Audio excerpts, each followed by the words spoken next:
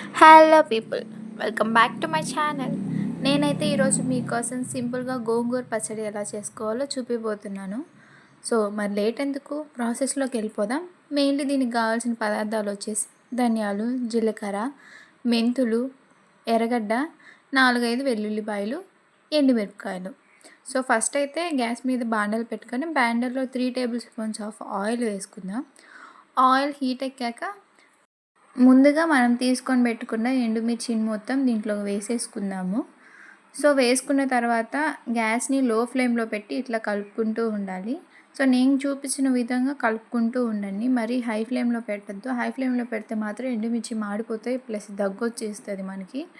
So అట్లా అన్నీ వేయించిన తర్వాత వీటిని పక్కా తీసుకొని చల్లారబెట్టుకోవాలి. సేమ్ అదే బాండల్లో కొంచెం ఆయిల్ వేసేసి ముందుగా మనం తీసి పెట్టుకున్న ధనియాలు, జీలకర్ర 2 వేసేద్దాము. సేమ్ దీన్ని కూడా లో ఫ్లేమ్లో పెట్టే అటు ఇటు వేయించుకోవాలి, లేకపోతే మళ్ళీ ధనియాలు కూడా మాడిపోతాయి. సో నేను ఇట్లా చూపిస్తున్న విధంగా కొంచెం కొంచెంగా కలుపుకుంటూ ఉండండి. ఇవి దోరగా మంచి స్మెల్ వస్తున్నాయన్నంగా ఆపేసి పక్కకు తీసుకుంటే సరిపోతుంది. నేను చూపిస్తున్నాను కదా, ఇట్లా సపరేట్గా ఎండుమిర్చి తీసుకున్న ప్లేట్లోకి వీటిని కూడా యాడ్ చేసేసుకోండి. ముందుగా మనం తీసి పెట్టుకున్న గోంగూరని కాడలు, ఆకులు సపరేట్ చేసేసుకొని బాగా 1-2 సార్లు కడిగి పెట్టుకోవాలి. ఎందుకంటే వాటిల్లో ఇసుక అవి ఉంటాయి కాబట్టి బాగా కడగాలి. కడిగిన తర్వాత బాండలు పెట్టి బాండల్లో మనం తీసుకున్న ఆకును మొత్తం వేసేసేయాలి. ఆకు మొత్తం వేసేసిన తర్వాత ఇట్లా ప్లేట్ పెట్టుకొని లో ఫ్లేమ్లో పెట్టుకొని ఉడికించుకోవాలి. చూసారు కదా ఎంత ఆకు వేస్తే అది కొంచెంగానే తయారైంది.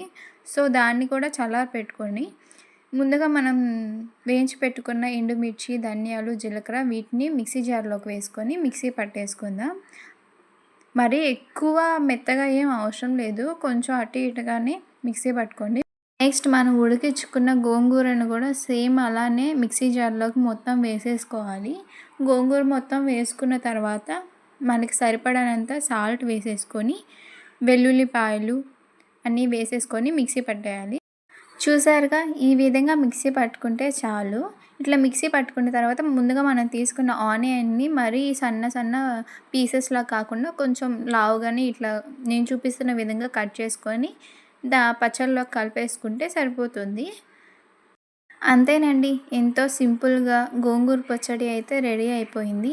వేడి వేడి అన్నంలోకి కొంచెం గోంగూర వేసుకొని దాంట్లోకి కొంచెం నెయ్యి వేసుకొని పక్కన ఆమ్లెట్ కానీ మీకు ఏది నచ్చితే అది ఏదైనా పెట్టుకోవచ్చు. ఏ ఫ్రై ఐటమ్ అయినా కానీ సూపర్గా ఉంటుంది. అలా బాగా నెయ్యి వేసుకొని ఫుల్ నెయ్యి వేసుకొని కలుపుకొని తింటూ ఉంటే ఉంటుంది చూడండి, నోరు ఊరుతుంది కదా మీకు కూడా. అందుకే మరి ఎందుకండి లేటు, వెంటనే గోంగూర పచ్చడి మీరు కూడా ట్రై చేయండి. ఎలా వచ్చిందో నాకు కమెంట్ చేయండి. ఓకేనా, బాయ్.